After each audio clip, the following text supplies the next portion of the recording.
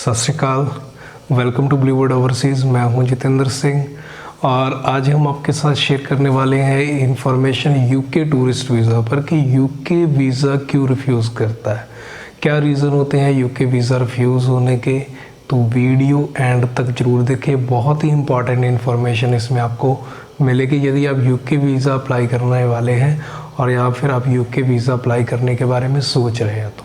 तो यदि आपने हमारा YouTube चैनल सब्सक्राइब नहीं किया तो इसे सब्सक्राइब जरूर कर दें। सबसे पहले जब भी आप यूके का वीज़ा अप्लाई करने चाहें तो आपको अपनी एलिजिबिलिटी जरूर चेक करनी पड़ेगी, क्योंकि सबसे ज़्यादा रिफ्यूज़ल का जो रीज़न होता है आपकी एलिजिबिलिटी होती है। ये बहुत कॉमन चीज़ है, ये बहुत कॉमन चीज़ है कि एलिजिबिलिटी के कारण वीज़ा रिफ्यूज़ हो गया।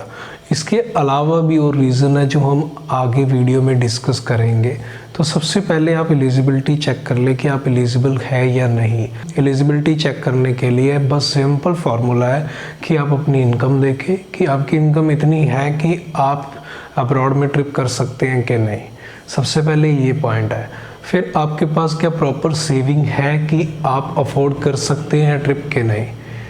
थर्ड पॉइंट जो मेन होता है वो है कि आपके वापस आने का कोई सॉलिड रीज़न है कि आप इंडिया वापस आएंगे। यदि ये आप चीज़ें प्रूव कर रहे हैं तो मीन्स यू आर एलिजिबल। आप एलिजिबल हो यूके टूरिस्ट वीज़ा के लिए तो आप अप्लाई कर सकते हो। ये तो एलिजिबिलिटी हो गए, बट गलतियां कहाँ पे होती हैं जब हम वीज़ा अप्लाई करते हैं। सबसे पहली गलती जो होती है वो होती है वीज़ा एप्लीकेशन फॉर्म में। जब आप वीज़ा एप्लीकेशन फॉर्म फिल करते हैं तो वहाँ सबसे बड़ी गलती होने का जो रीज़न होता है वो यही होता है कि आपने वहाँ पे प्रॉपर इन्फॉर्मेशन नहीं दी। लाइक आपसे वहाँ पे कुछ चीज़ें पूछी जाती हैं, जैसे कि आपसे पूछा जाता है कि आपकी एनुअल इनकम कितनी है। तो आपको एनुअल इनकम सही बतानी होती है आईटीआर से। आप ग्रॉस इनकम को ना उठाएं, आपकी जो एग्जैक्ट एनुअल इनकम आ रही है आपकी आईटीआर में आप वो फिल करें। आप एक्स्ट्रा इनकम दे रहे हैं तो उसके प्रूफ होने चाहिए।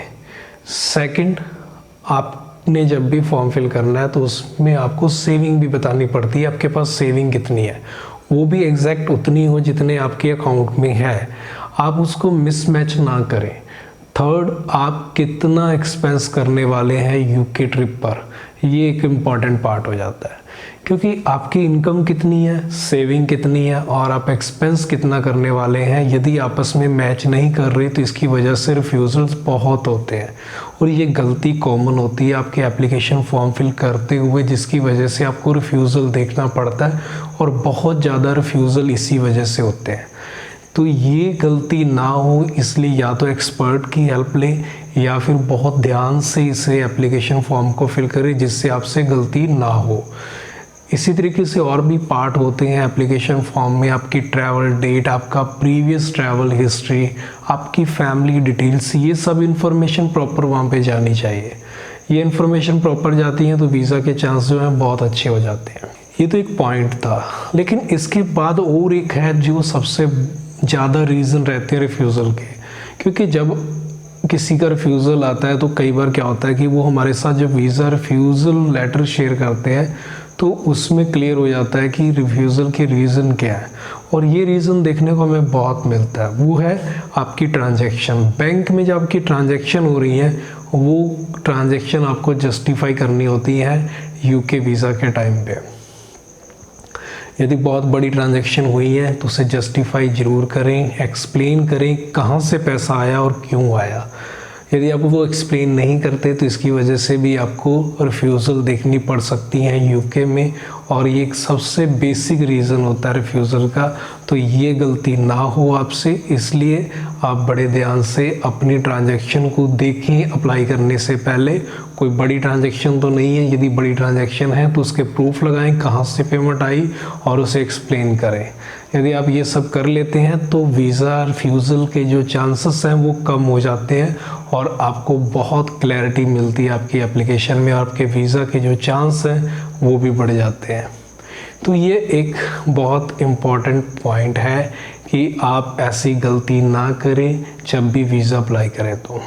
और इसके बाद जो बहुत बड़ी मिस्टेक होती है जब भी हम एप्लीकेशन फ़ाइल करते हैं वो है अपनी इन्फॉर्मेशन को हाइड करना।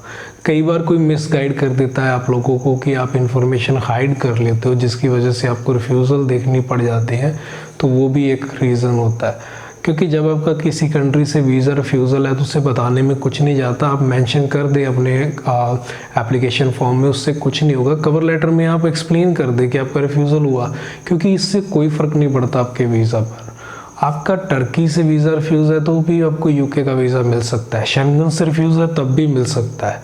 तो इससे कोई फ़र्क नहीं पड़ने वाला कि आप कनाडा से रिफ्यूज़ हो या आयरलैंड से भी रिफ्यूज़ हो, आप किसी भी कंट्री से रिफ्यूज़ हो, उससे कोई मैटर नहीं करता।